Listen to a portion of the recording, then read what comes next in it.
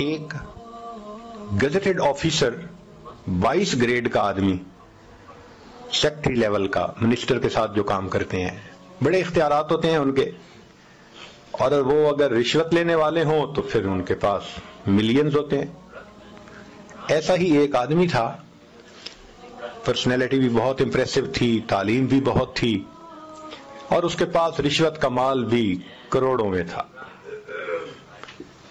اس نے اپنا گھر بنایا ایک کالونی میں، قدرتاً مسجد بالکل قریب تھی.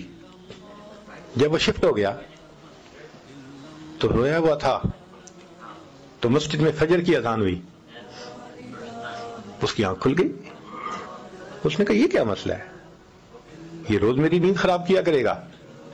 اس نے اگلے دن مؤذن کو بلوایا اور کہا کہ بھئی تم جو ہے اسپیکر پہ مت اذان دیا کرو.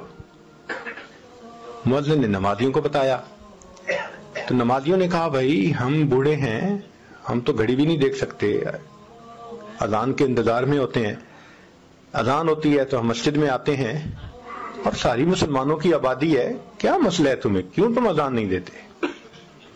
انہوں نے کہا نہیں، تم اذان دو لاؤڈ اسپیکر میں فجر کی، کوئی بات نہیں. اگلے دن اس نے پھر اذان دی.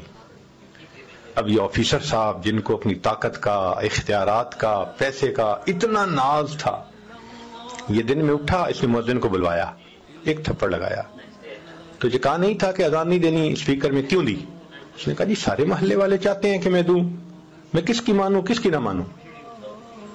بس اس بندے کا یہ عمل ایسا اللہ کو ناپسند ہوا کہ میری عظمت کی آواز لگتی ہے اور اس کی نیند خراب ہوتی ہے.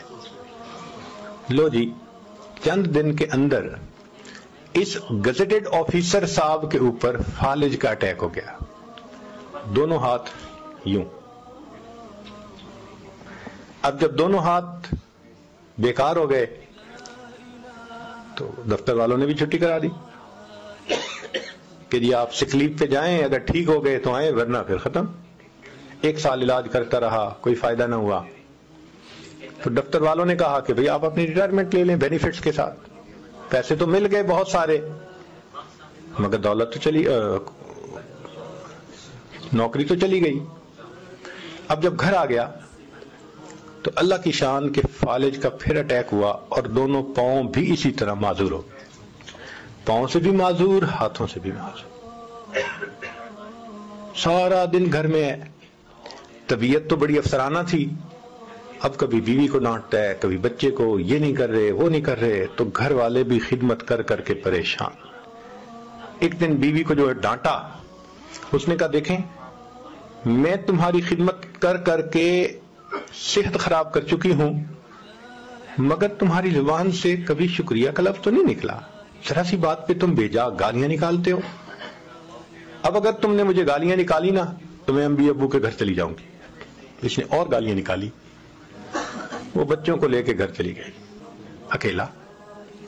اس نے اپنے بھائی کو پیغام بھیجا کہ بھئی بیوی تو مجھے چھوڑ کے چلی گئی، تو تم جو ہے میرے کیئر ٹیکنگ کرو.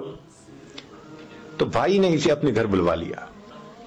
بھائی کی بیوی بچے وہ سب اس کی خدمت کرتے، مگر طبیعت تو بگڑی ہوئی تھی نا، شاہانہ طبیعت تھی، افسرانہ طبیعت تھی.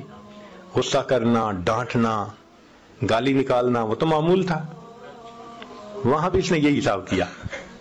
تو ایک دن بھائی کی بیوی کو جو گالی نکالی تو اس نے اپنے خامن سے کہا کہ یا اسے گھر میں رکھ لو یا پھر مجھے رکھ لو.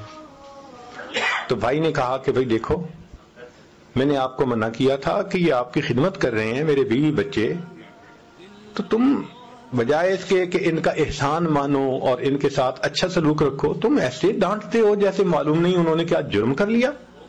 اس نے بھائی کو بھی ڈانٹنا شروع کر دیا، تم زن مرید بن گئے ہو، تم فلاں ہو گئے ہو. جب بچوں نے دیکھا کہ ہمارے ابو کو ڈانٹ رہے ہیں تو وہ تو نہیں سن سکتے تھے.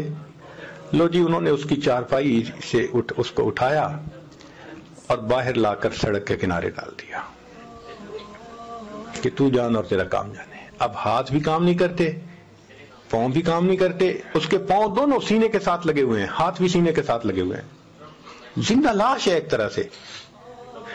سڑک کے کنارے پڑا ہے. رات تو گزر گئی، صبح ہوئی تو بھوک بھی بہت لگی ہوئی ہے. اب سوچ رہا ہے کہ میں क्या करूं, कोई है भी नहीं। जब बहुत भूख लगी, अल्लाह की शान कि जो 7 लोग गुजर रहे थे ना पैदल, उनसे इसने भीख मांगनी शुरू कर दी। अल्लाह के नाम पे मुझे कुछ दे दो, अल्लाह के नाम पे मुझे कुछ खिला दो। जिस अल्लाह का नाम सुन के ये कहता था मेरी नींद खराब हुई, आज उसी अल्लाह के नाम की भीख मांग रहा है, सड़क पे पड़ा हुआ। एक नौजवान गुजरा, उसने इसको 10 रुपए दिए। कहते मैं 10 रुपए को क्या करूं, ना मेरे हाथ काम करते हैं ना पांव काम करते हैं, आप मुझे प्लीज कहीं से खाना ला के खिलाएं। उसने कहा मेरे पास तो इतनी फुर्सत नहीं, मैं तो स्कूल पहुंचना है।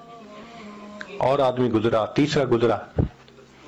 एक ने कहा अच्छा मैं तुम्हारे लिए खाना लाता हूं, रोटी ला के देता हूं। वो गया और करीब वाले होटल से रोटी उसने खरीदी और रोटी खरीद कर इसको दी। इसने कहा मुझे खिलाएं। उसने कहा भाई मेरे पास इतना टाइम नहीं है, मैंने ला के दे दी है, अब तो खुद खाएं। कहने लगा मैं तो खा नहीं सकता। उसने कहा जी मैं यहां रख देता हूं। कहने लगा रखो नहीं, मुझे दे दो। अब हाथ बंद थे, हाथ में रोटी ले नहीं सकता था।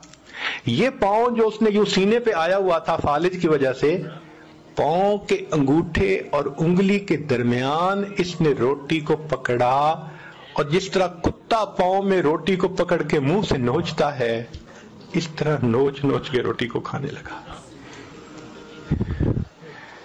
अल्लाह अकबर कबीरा। जिसको अपने हुस्न पे नाज था, दौलत पे नाज था, इख्तियारात पे नाज था, इतना नाफरमान बन गया कि अल्लाह का नाम सुनता है तो कहते हैं मेरी नींद खराब होती है। आज सड़क पे पड़ा हुआ है, पूछने वाला कोई है नहीं, न घर है न दर है, अल्लाह के नाम की भीख मांगता है, और अगर कोई रोटी देता है तो पांव से पकड़ के मुंह से रोटी को नोच नोच के खा रहा है। अल्लाह ताला जब बंदे से नाराज होते हैं फिर तिगनी का नाच नचा देते हैं।